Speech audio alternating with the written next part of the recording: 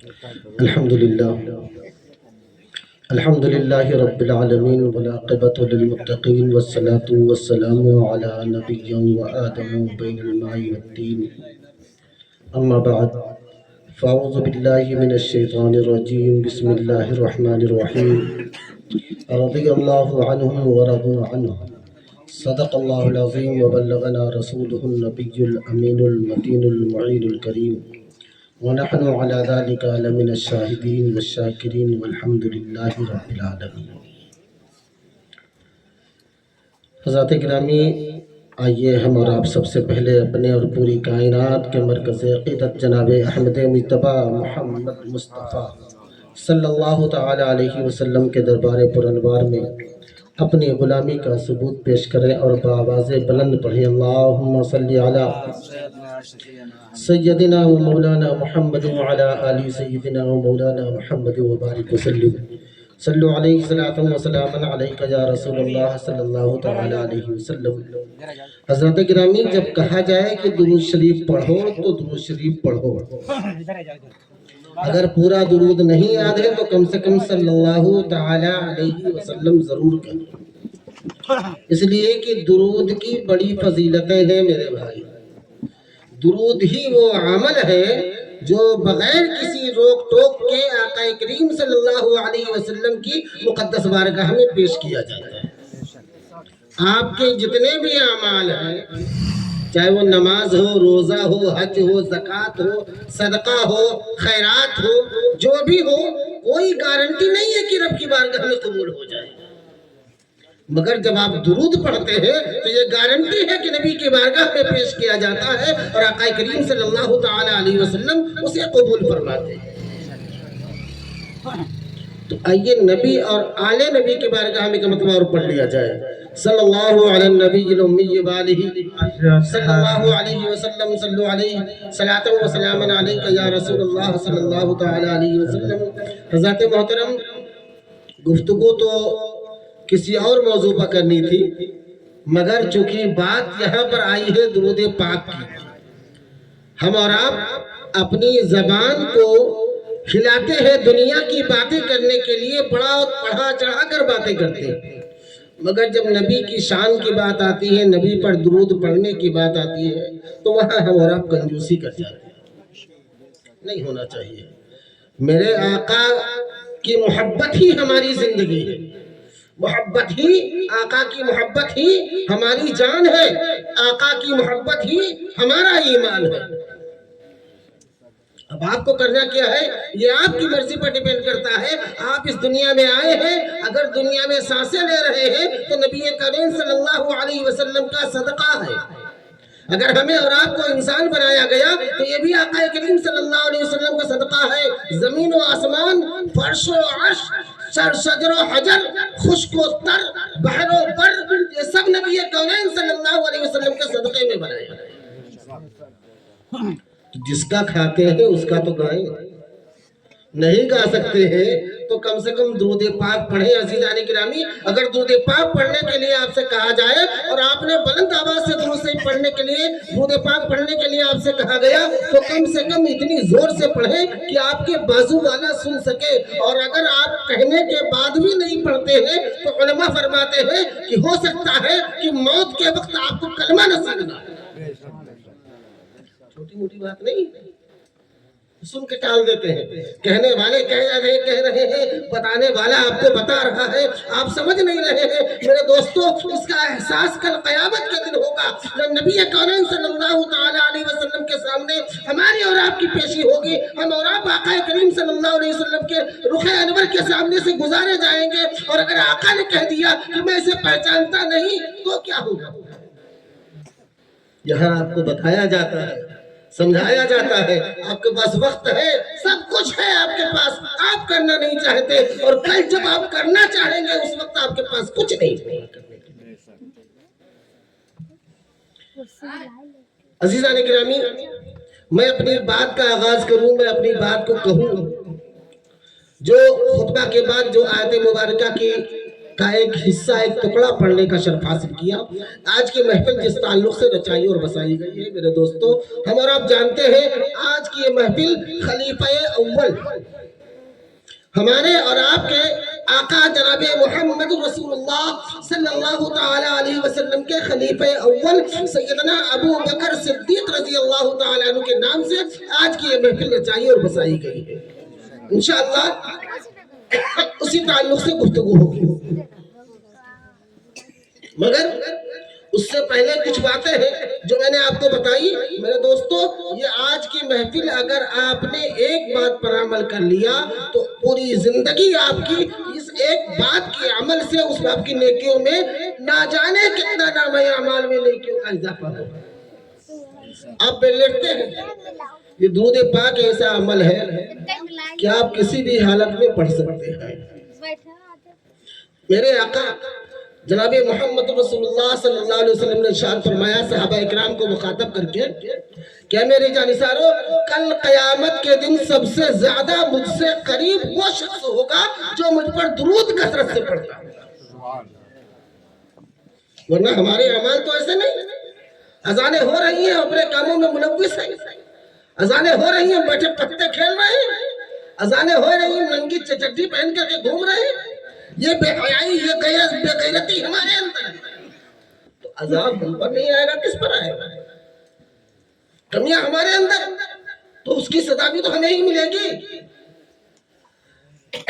میرے دوستو، میں زیادہ نہیں کہوں گا ورنہ کہیں گے کہ یہ سب باتیں کھچائی ہی کرتے ہیں۔ میں اپنی بات کا آغاز کروں۔ آئیے، میں نے خطبہ کے بعد جس آیت کریمہ کی تلاوت کا شرف حاصل کیا، رضی اللہ عنہم ورضوا عنہ، یہ اللہ کے محبوب ان محبوب بندوں کی جماعت ہے جن سے اللہ راضی ہو گیا، وہ اللہ سے راضی ہو گیا۔ یہ کون ایسی جماعت ہے جو اللہ سے راضی ہو گئی؟ اللہ ان سے راضی ہو گیا۔ اللہ تبارک و تعالیٰ نے ان کا ذکر قرآن مقدس میں فرمایا ہے۔ یہ جماعت صحابہ کرام کی جماعت ہے، یہ ان لوگوں کی جماعت ہے جنہوں نے اپنا تن من دھن سب کچھ نبی کونین صلی اللہ تعالی علیہ وسلم پر قربان کر دیا۔ ان سارے صحابہ میں سے سب سے پہلے مردوں میں ایمان لانے والی جو ذات ہے وہ ذات ہے سیدنا ابو بکر صدیق رضی اللہ تعالی۔ مردوں میں ایمان لانے والے سب سے پہلے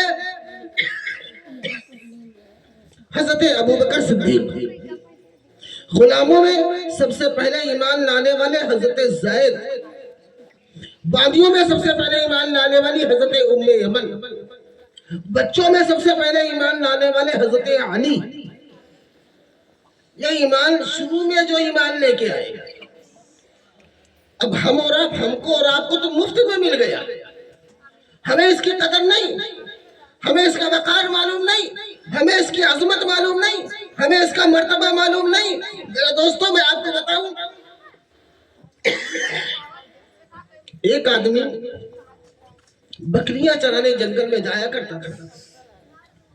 ایک مرتبہ بکریاں چرانے لے کے گیا وہ، ایک شیر کا چھوٹا سا بچہ بکریوں کے ریوڑ میں آ گیا۔ بچہ چھوٹا تھا، آ گیا۔ اب انہی کے ساتھ میں وہ رہنے لگا تو وہ بکریاں اس کو ٹھوکریں مارتی، اس کو موڑ سے مارتی، سینگ سے مارتی، وہ سب کی مار برداشت کرتا۔ دھیرے دھیرے کر کے وہ بچہ بڑا ہوا۔ جب بڑا ہوا تو ایک دن شیر نے دیکھا کہ ہماری نسل، ہماری ذات کا، ہماری اولاد ان بکریوں کے بیچ میں کیا کر رہا ہے۔ اس نے چھپ کے دیکھا کہ یہ کیا کر رہا ہے۔ دیکھا تو وہ بکریاں جو ہے اس کو مارتی، وہ مار کھاتا، پھر گھس کے اسی میں گھس جاتا۔ ایک دن اس نے کہا اس کو سمجھانا چاہیے، بتانا چاہیے، اس کو اپنا وقار سمجھ میں آنا چاہیے، یہ ہے کیا۔ جب بکریاں چرانے بکریوں کے ریوڑ کے ساتھ میں شیر لک کر کے چھپ کر کے بیٹھ گیا، اور جب وہ بچہ آیا تو اس کی طرف دوڑا پکڑنے کے لیے۔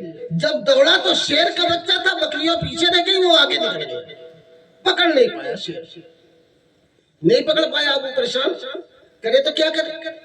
دوسرے دن پہلے سے طاق میں تھا، جیسے ہی شیر کا بچہ آیا اس کو ٹپ سے پکڑ لیا، پکڑ کے ایک تالاب کے کنارے لے کے گیا، تالاب کے کنارے کہا اس میں اپنی شکل دیکھو اور ہماری دیکھو، دیکھو میں تمہاری طرح ہوں یا نہیں؟ تو کہا اس نے دیکھا، کہا ہاں ہماری طرح ہوں، میں تمہاری طرح ہوں تم ہماری طرح ہو۔ تو کہا اب جیسے میں بولتا ہوں ایسے بولو۔ ایک شیر نے دہاڑ لگائی، شیر کا بچہ تھا، پہلے کم آواز میں لگائی، پھر دوبارہ اور آواز میں، پھر شیر کا بچہ تھا اپنی اوقات پر آ گیا، شیر کی طرح دہاڑ لگایا اسے۔ جب دہاڑ لگایا تو اس شیر نے کہا کہ اب تم ان کے بیچ میں جاؤ، ان بکریوں کے بیچ میں جو تم کو مارتی تھی ان کے بیچ میں جاؤ۔ وہ گیا تو انہی کے ساتھ میں سب مانوس تھے ایک دوسرے سے، بکریاں بھاگی نہیں۔ ان کے بیچ میں جا کر کے جب ایک دہاڑ لگائی شیر نے، ساری بکریاں تتر بتر ہو گئی، ساری بکریاں بھگ گئی۔ پھر وہ پکڑ کے لاتا ہے، وہ اپنی طرف بلاتا ہے شیر اور کہتا ہے تمہارا یہ مقام ہے، یہ تمہاری خوراک ہے جن کے تم مار کھا رہے تھے، تم ان کے لیے ان کے ساتھ میں پڑھنے کے لیے پیدا نہیں ہوئے ہو، تم ان کو پھاڑ کے کھا جاؤ، اس لیے تم کو پیدا کیا گیا ہے، یہ تمہاری خوراک ہے۔ میرے دوستو، ہمیں اور آپ کو اپنے ایمان کی قیمت نہیں معلوم۔ اگر اپنی ایمان کی قیمت سمجھ لو میرے دوستو تو پھر ساری دنیا ایک طرف اور آپ کا ایمان ایک طرف۔ آپ مذہب اسلام کو سمجھ جائیں، مذہب اسلام کو سمجھنا اتنا آسان نہیں۔ ہمیں اور آپ کو یہ دین مفت میں مل گیا، مسلمان کے گھر میں پیدا ہوئے، بولنے لگے، ماں باپ نے کلمہ پڑھنا سکھا دیا، مدرسہ گئے، انہوں نے دین کی تعلیم سکھا دی، جان گئے، کوئی وقت نہیں۔ میرے دوستو، ہم اور آپ پیسے کی قیمت کمانے والے سے پوچھو، بچوں کو آپ دے دیں، ایک نہیں 1000 دے دیں، بچے یوں اڑا کے چلے آئیں گے، مگر جب ان سے کہا جائے کہ 10 روپیہ کما کے لے کے آؤ، پھر ان کو اپنی اوقات پتہ لگے گی۔ یہی حال ہمارے ایمان کا ہے، یہی حال ہمارے مسلمان ہونے کا ہے کہ ہمیں اور آپ کو اپنا ایمان پتہ نہیں۔ ہمیں اور آپ کو صرف مسلمان کے گھر میں پیدا ہو گئے اور جو مسلمانوں میں جائز ہے وہ جائز سمجھ لیا، نماز فرض ہے اس سے دور بھاگ رہے، شیطان کے کہے میں چل رہے، جبکہ اللہ نے صاف فرما دیا کس کو؟ ایمان والوں کو، عام انسان کو نہیں۔ اللہ فرماتا یا ایھا الذین آمنوا، اے ایمان والو، لا تتبعوا خطوات الشیطان انہ لکم عدو مبین۔ خلاق کائنات نے آگاہ کر دیا، بتا دیا کہ لوگوں اے ایمان والو، شیطان کی پیروی نہ کرو، شیطان کی اتباع نہ کرو، شیطان کا کہنا نہ مانو، اس لیے کہ یہ تمہارا کھلا ہوا دشمن ہے۔ آج ہمارا کیا معاملہ ہے؟ پہنیں گے تو شیطان کے کہے ہوئے بتائے ہوئے کپڑے، چلیں گے تو شیطان کے کہنے پر، جو کریں گے تو شیطان کے کہنے پر کریں گے۔ ہمیں اور آپ کو بتانے والا اگر کوئی بتاتا بھی ہے تو سمجھتے ہیں یہ بیوقوف ہے، ان مولوی لوگوں کو کچھ کام نہیں، جب دیکھو تب بتاتے رہتے ہیں۔ میرے بھائی، اللہ نے ہمیں علم عطا کیا ہے، ہماری اپنی ذمہ داری ہے، حق بات آپ تک پہنچانا یہ ہمارا فرض ہے، اور ہم نے پہنچا دیا۔ عمل کرنا نہ کرنا یہ آپ کی مرضی، آپ چاہے جنت والا راستہ اختیار کریں، آپ چاہے جہنم